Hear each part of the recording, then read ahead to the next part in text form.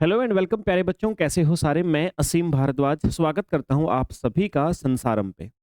तो प्यारे बच्चे, सहायक शिक्षक विज्ञान प्रयोगशाला, ये वैकेंसी बच्चे आप सभी को पता है कि सर इसका एग्जाम होने वाला है और इस एग्जाम के द्वारा ही आपका फाइनल सिलेक्शन कर लिया जाएगा। अगर आप इस लायक हैं, आपकी प्रिपरेशन अगर इस लेवल की है बच्चे कि आप उतने नंबर लेके आ सकें।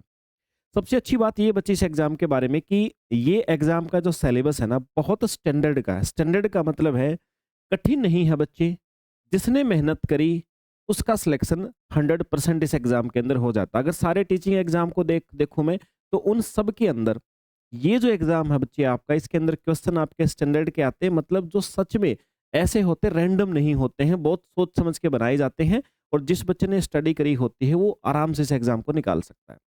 अब आज के सेशन के अंदर बच्चे हम क्या करेंगे, आज का जो हमारा सेशन होगा इसमें पहले तो आपको मैं एग्जाम की स्कीम बताऊंगा, कितने नंबर के कौन सा सब्जेक्ट आता है। फिर उसके टॉपिक वाइज आपको सिलेबस बताऊंगा बच्चे, जो ऑफिशियली आपको दिया गया है। फिर तीसरी चीज बच्चे, आप सभी के साथ में प्रिपरेशन कैसे करनी है उसके बारे में आपको डिस्कस करूंगा। तो आइए बच्चे, एक सेशन को शुरू करते हैं। और इसके बाद मुझे नहीं लगता कि आपको इसकी प्रिपरेशन के लिए किसी और सेशन देखने की आवश्यकता कभी पड़ेगी। इसको सेशन को बच्चे आप ध्यान से देखिएगा। देखो बच्चे, सहायक शिक्षक प्रयोगशाला पहले ही एग्जाम जो हुआ था आपका 2019 में हुआ था। और अभी डेफिनेटली इस बार आपका होना है, इस वर्ष में निश्चित तौर पे आपका होना है बच्चे। जैसा मैंने कहा सर, सहायक शिक्षक विज्ञान सब्जेक्ट साइंस विषय से प्रयोगशाला। Okay sir. कुल मिला के बच्चे 5 सेक्शन होने वाले हैं। 5 सेक्शन होने वाले हैं और जो कि 150 नंबर के बच्चे आपके होंगे। 150 नंबर के 5 सेक्शन बच्चे इसके होने वाले हैं। पहला सेक्शन जो होगा उसमें आपका बच्चे भौतिक शास्त्र यानी फिजिक्स, केमिस्ट्री यानी रसायन शास्त्र, जीव विज्ञान यानी बायोलॉजी, 3 सब्जेक्ट होंगे। जिसमें से बच्चे 40 नंबर के फिजिक्स होगी, 40 नंबर की केमिस्ट्री और 20 नंबर की आपकी बायोलॉजी होगी, जीव विज्ञान होगी। बायोलॉजी से रेलिवेंट एक्सपेरिमेंट बहुत कम होते हैं प्रयोगशाला के अंदर, तो इसलिए बच्चे इसका वेटेज भी आपका 20 नंबर का रखा गया है। ये 3 जो मैंने आपको बताया, इनका सिलेबस अभी डिस्कस करूंगा बच्चे, कितने टॉपिक आपको पढ़ने हैं यहाँ पे। सामान्य अंग्रेजी की बात करें बच्चे, इंग्लिश की बात करें, 15 नंबर के आपके आने वाले हैं। सामान्य हिंदी बच्चे आपकी 15 नंबर की आने वाली है। और कंप्यूटर की जानकारी बच्चे ये बहुत बेसिक आएगी, 10 नंबर की आने वाली है। और सामान्य ज्ञान जो है ये आपका 10 नंबर आएगा। सामान्य ज्ञान का सिलेबस थोड़ा बड़ा होता है, थोड़ा क्या बहुत बड़ा होता है, नंबर कम है उसके कंपेरिजन में, इसलिए मेहनत थोड़ी ज्यादा मांगता है। बट क्वेश्चन आपका जो एग्जाम का लेवल है ना, वो बहुत कॉम्प्लिकेटेड नहीं होता है। तो जो बच्चा एक बार पढ़ लेता है बस सिलेबस को पूरा, बहुत हद तक बच्चे वो एलिजिबल हो जाता है कि इस एग्जाम को क्वालिफाई कर देगा। बाकी आपके रिविजन्स पे डिपेंड करते हैं सारी चीजें। ठीक है सर। 150 नंबर में 5 सब्जेक्ट हमारे पास है। साइंस आएगा सर, इंग्लिश आएगी, हिंदी आएगी, जनरल नॉलेज आएगी बच्चे, कंप्यूटर आएगा आपका। Okay sir. अब आते हैं सिलेबस। सबसे पहले बच्चे देखिए, जो आपका साइंस वाला पार्ट है ना, साइंस वाला पार्ट आपका लगभग लगभग 3 हिस्सों में बटा हुआ है। जैसे फिजिक्स केमिस्ट्री बायो वहां पर था, वैसे यहाँ पर भी है। तो बच्चे, पहली यूनिट के तौर पे आप देख पाओगे आपका बल व गति, यानी गति और फोर्स। फोर्स का मतलब है जो न्यूटन के नियम से संबंधित बातें हैं। न्यूटन के नियम से संबंधित बातें का मतलब ये होता है बच्चे, जैसे distance, displacement, velocity, acceleration, momentum, impulse, torque, Newton's law of gravitation. इसके अलावा बच्चे आर्किमिडीज प्रिंसिपल वगैरह, ये सारी चीजें मैंने जस्ट टॉपिक के नाम बताए हैं। ये आपकी हिंदी में भी लिखे हुए हैं, मैंने जस्ट एक बार रिपीट किया है। हिंदी में सारे टॉपिक लिखे हुए हैं आपके सामने। यानी कि सर मोशन के बारे में ये लिखा, चाल, वेग, गतियों के ग्राफ, अलग अलग प्रकार की चाल, समान गति रुकने का ग्राफ, असमान गति, त्वरण यानी एक्सेलरेशन जिसको आप बोलते हो, है ना। ये सारी चीजें हैं बच्चे। और उसके बाद में फिर ये आपके मास से रिलेटेड, ये फिर ग्रेविटी यानी गुरुत्वाकर्षण से रिलेटेड बच्चे। तो एक तो ये आपका पहला यूनिट हो गया बच्चे, जो कि 3 हिस्सों में बटा होगा आपका। ठीक है सर। ठीक है, मतलब फोर्स, मोशन, फोर्स, ग्रेविटेशन, कुल मिला के तीनों से संबंधित चीजें आएंगी यहाँ पे। दूसरी यूनिट जो होगी बच्चे, इसके अंदर आप सभी के सामने देखने को मिलेगा, बायोलॉजी के अंदर एक आपका क्लासिफिकेशन होता है, वर्गीकरण। मतलब अलग अलग ऑर्गेनिजम्स को हमने अलग अलग कैटेगरी में बांट रखा है अकॉर्डिंग टू देयर स्पेशलाइजेशन, या उनकी प्रॉपर्टी के आधार पे, है ना, उनकी सेल की स्ट्रक्चर के आधार पे, कोशिकाओं की संरचना के आधार पे। हमने, जैसे आपने सुना होगा, 5 जगत वर्गीकरण, ऐसे बच्चे डिवाइड कर रखा है। तो सेकंड जो यूनिट हो गया आपके सिलेबस के, इसके अंदर एक तो क्लासिफिकेशन आएगा। क्लासिफिकेशन के बाद में प्यारे बच्चों दूसरी चीज आपको जो देखने को मिलेगी वो मिलेगी सर शेल, ये कोशिका। यानी एक तो क्लासिफिकेशन वाला हो गया, एक शेल वाला हो गया, और फिर उसके बाद बच्चे बहुत बेसिक चीजें हैं जो कि प्लांट के अंदर शेल होती है ना, या टिश्यू होते हैं, उसको पढ़ना है। भाई हमारे अंदर शेल पढ़ ली हमने, हमारी बॉडी में जो टिश्यू होते हैं 4 प्रकार के वो पढ़ लिए।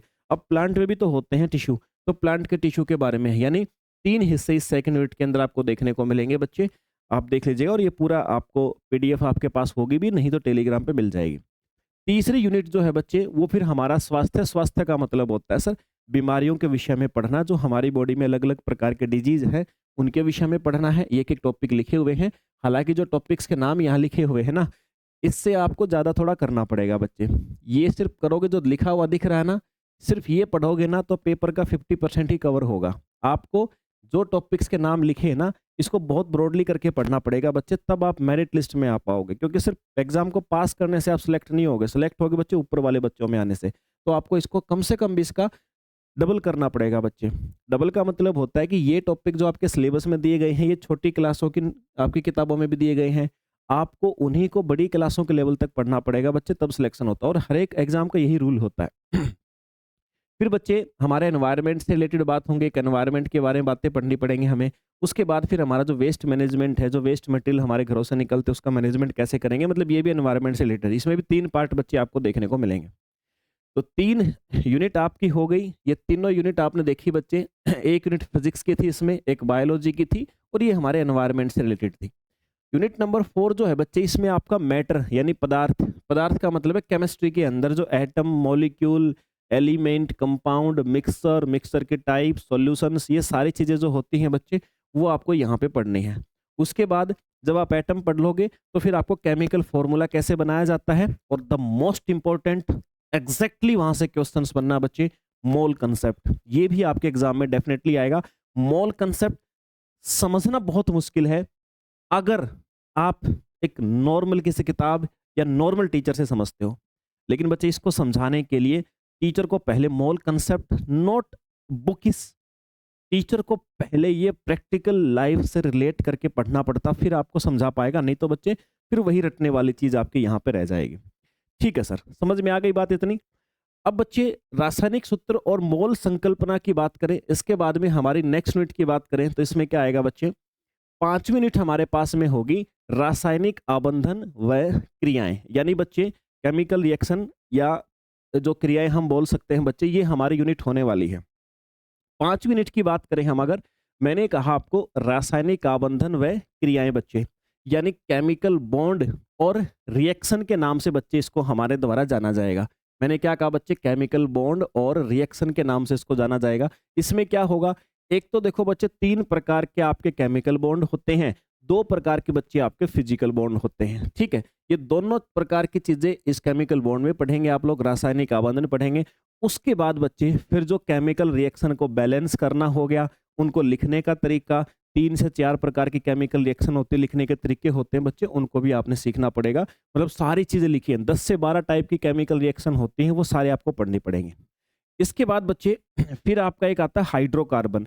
हाइड्रोकार्बन की अगर हम लोग बात करें, हाइड्रोकार्बन की अगर हम लोग बात करें बच्चे, इसमें क्या पढ़ोगे, इसमें यार जो एल्केन, एल्कीन, एल्काइन, उनकी फिजिकल प्रॉपर्टी, उनकी केमिकल प्रॉपर्टी, उनका नोमेनक्लेचर, उनका क्लासिफिकेशन, वो सारी चीजें बच्चे, जितने फंक्शनल ग्रुप हैं, सब कुछ आपको यहाँ पे पढ़ना पड़ेगा। आइसोमेरिज्म, समावैता, डेफिनेटली क्वेश्चन आता बच्चे, सब के सब आपके इसके अंदर शामिल होंगे। इसके बाद फिर यूनिट नंबर 6 में आप क्या देखोगे बच्चे, यहाँ पर एनर्जी के बारे में, फिर से फिजिक्स की यूनिट है, एनर्जी के विषय में पढ़ोगे। एनर्जी और टाइप्स ऑफ एनर्जी बोल दो, पावर बोल दो, ये सारी चीजें आप यहाँ पे पढ़ोगे। अब एनर्जी वाले टॉपिक में जो आपने पीछे मोशन, गति और ग्रेविटेशन पढ़ा था ना, अब उसी यूनिट को एनर्जी से रिलेट करके आप यहाँ पर पढ़ोगे। फिर बच्चे साउंड वाला टॉपिक होगा हमारे पास, और फिर हमारे एनर्जी के जो सोर्स हैं, कोयला, पेट्रोलियम वगैरह, उसको पढ़ोगे। फिर बच्चे एसिड, बेस और साल्ट के विषय में पढ़ोगे। फिर जो हमारे केमिस्ट्री में एलिमेंट है, पीरियोडिक टेबल है, उसको पढ़ोगे आप यहाँ पे, ये आपका सिलेबस है। फिर आपको मेटल्स हमारी अर्थ से, हमारी पृथ्वी से कैसे प्राप्त किए जाते हैं, उसको पढ़ोगे बच्चे। और उसके बाद में फिर नॉन मेटल्स के विषय में अलग से एक यूनिट दी गई है। फिर आपको बच्चे केमिस्ट्री इन एवरीडे लाइफ, यानी हमारे दैनिक जीवन में केमिस्ट्री के कौन कौन से केमिकल्स का हम यूज करते हैं, ये आपको यूनिट दी गई है। फिर बच्चे हाइड्रोकार्बन से बनने वाली बहुत सारी चीजें हैं, अल्कोहल है जैसे, एथेनोइक एसिड है जैसे, है ना, इनकी प्रॉपर्टी, इनके उपयोग, पॉलीमर हो गया बच्चे, कुछ फाइबर्स हो गए, ये सारे आप पढ़ोगे इसमें। देन हीट एंड टेम्परेचर हर किसी एग्जाम में आता है ये बच्चे आपका, ये भी पढ़ोगे। और हमें प्रकृति में एनर्जी कहाँ कहाँ से मिलती, फिर बच्चे ये आपका एनर्जी का रिसोर्स पढ़ोगे। उसके बाद बच्चे लाइट वाला चैप्टर है, लाइट से रिलेटेड रिफ्लेक्शन यानी परावर्तन, रिफ्रैक्शन यानी अपवर्तन बच्चे, डिस्पर्जन यानी प्रक्षेपण, टोटल इंटरनल रिफ्लेक्शन पूर्ण आंतरिक परावर्तन। इसके बाद बच्चे फिर और भी इंटरफेरेंस जैसे होगा, व्यतिकरण हो गया बच्चे, डिफ्रैक्शन हो गया, विवर्तन हो गया बच्चे, पोलराइजेशन जैसे ध्रुवण हो गया बच्चे, लेंस फॉर्मूला हो गया बच्चे, अच्छा मिरर फॉर्मूला हो गया, इनसे आने वाले न्यूमेरिकल्स हो गए बच्चे। ये सारी बातें आप यहाँ पर पढ़ोगे। काफ़ी सारी चीज़ें हैं, लेंस मिरर के टाइप, उनके रिलेशन, उनकी जो फोकल लेंथ वगैरह का दूसरी क्वांटिटी के साथ रिलेशन वगैरह सब कुछ बच्चे, ठीक है। तो ये इसके अंदर आ गया आपके। फिर बच्चे इलेक्ट्रिसिटी और मैग्नेटिज्म का पूरा यूनिट आपको दे रखा है, इसको पढ़ना पड़ेगा। और उसके बाद जो हम मानव हैं, हम इतने करोड़ों वर्षों में जैसे जैसे हमारा इवोल्यूशन हुआ, हमारा विकास हुआ, उस विकास से रिलेटेड बहुत सारे सिद्धांत देखने पड़ेंगे आपने, उसके लिए एक अलग से यूनिट बनाई गई है। और फिर हमारे जीन्स का अध्ययन यानी जेनेटिक्स या अनुवांशिकी, ये भी एक यूनिट बच्चे आपको दी गई है। फिर हमारी बॉडी के जो अलग अलग सिस्टम है, डाइजेस्टिव सिस्टम है, रेस्पिरेटरी सिस्टम है, एक्सक्रेटरी यानी उत्सर्जन तंत्र है बच्चे, ब्लड सर्कुलेटरी सिस्टम यानी रक्त परिसंचरण तंत्र, सारे के सारे सिस्टम बच्चे इस यूनिट में आएंगे आपके। और ये नियंत्रण एवं समन्वय का मतलब होता है बच्चे हमारा नर्वस सिस्टम को पढ़ना, यानी तंत्रिका तंत्र को पढ़ना, ठीक है सर। फिर बच्चे ऐसे रिप्रोडक्शन सिस्टम को पढ़ना है हमारी बॉडी के अंदर। फिर एनवायरनमेंट की एक अलग से यूनिट आपको दी गई है। ये है बच्चे साइंस का सिलेबस। ये आपके तीनों सब्जेक्ट जो साइंस के अंतर्गत आते हैं, विज्ञान के अंतर्गत, वो सिलेबस ही ऑफिशियल है, जिसके आपको ये पिक दिख रही है ना, ऑफिशियल सिलेबस की बता रहा हूँ बच्चे। फिर सामान्य हिंदी में बच्चे, मुझे ज़्यादा बताने की आवश्यकता नहीं, आपके सामने लिखें, कोई दिक्कत वाली बात है नहीं, बहुत आसान सिलेबस है। ये 11 यूनिट आपको हिंदी में दी गई हैं। इंग्लिश की बात करो तो 4 हिस्सों में आपकी इंग्लिश बटी हुई है, और 3 हिस्सों में इंग्लिश ग्रामर अलग से चैप्टर दे रखे हैं, और सेंटेंस की ट्रांसफॉर्मेशन मतलब active voice, passive voice, direct indirect आप बोलते हो जिसको, ये वोकैबुलरी के हैं बच्चे, ये भी आपको अलग से पढ़ने हैं। फिर बात करते हैं बच्चे कंप्यूटर की। कंप्यूटर के अंदर ये बहुत बेसिक से टॉपिक दे रखे हैं, लेकिन पढ़ते टाइम पे आपको थोड़ा डिटेल से पढ़ना पड़ेगा ताकि क्वेश्चन भी आप डील कर सको। फिर सामान्य ज्ञान के अंदर बच्चे भारत का पूरा जीके जीएस पढ़ना पड़ेगा आपको, और आपके छत्तीसगढ़ राज्य के भी सारा जीके जीएस आपको पढ़ना पड़ेगा बच्चे, ठीक है। तो ये था बच्चे सिलेबस आपका। प्रिपरेशन की बात करें सर, प्रिपरेशन कैसे होगी, तो बेटा देखो इसके लिए ये जो पूरा सिलेबस है, अक्सर देखो बच्चे प्रिपरेशन करने लगते हैं तो सबसे बड़ी समस्या ये आती है कि सर प्रिपरेशन शुरुआत कहाँ से करें, किस लेवल तक करें सर, क्या हम जो प्रिपरेशन कर रहे हैं वो सेटिस्फैक्ट्री है कि नहीं।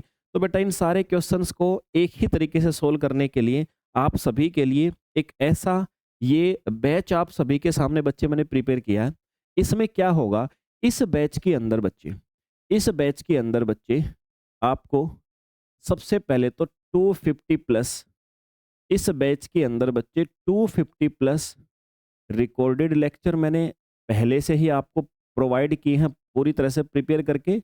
और लाइव लेक्चर तो चलेंगे ही चलेंगे, लाइव तो बच्चे आपके चलते रहेंगे। लाइव लेक्चर के अंदर 2 चीजें, एक कंसेप्ट, एक कंसेप्ट बच्चे, और दूसरी चीज फिर आपकी हो गई यहाँ पर एमसीक्यू प्रैक्टिस। ये चीजें आपके एग्जाम तक चलनी है, ये नहीं रुकने वाले। मतलब 2 पार्ट में बांटा है मैंने इस बैच को। जो आपका सिलेबस है ना, जो कंप्लीट सिलेबस है, एक तो आपके कंप्लीट सिलेबस के रिकॉर्डेड लेक्चर पहले ही आपको दे दिए। ये जो आपका अभी बैच, अभी पिछले महीने मार्च के अंदर आपका एक बैच कंप्लीट हुआ आपका सहायक शिक्षक का। तो जो बैच कंप्लीट हुआ है, तो उस बैच में जितने भी लेक्चर लगे थे अभी सारे न्यू हैं बच्चे, वो लेक्चर्स आपको यहाँ पर पहले ही प्रोवाइड करवा दिए। और ध्यान रखना, हमारे हर बैच की खास बात होती है कि आपके सिलेबस जो दे रखा ना, जो लेवल इसमें दिख रहा है आपको, हर बैच के अंदर आपको जो कंसेप्ट पढ़ाए जाते हैं, देखो बच्चे उससे 30-40% लेवल अप रहता है, कम नहीं रहता है।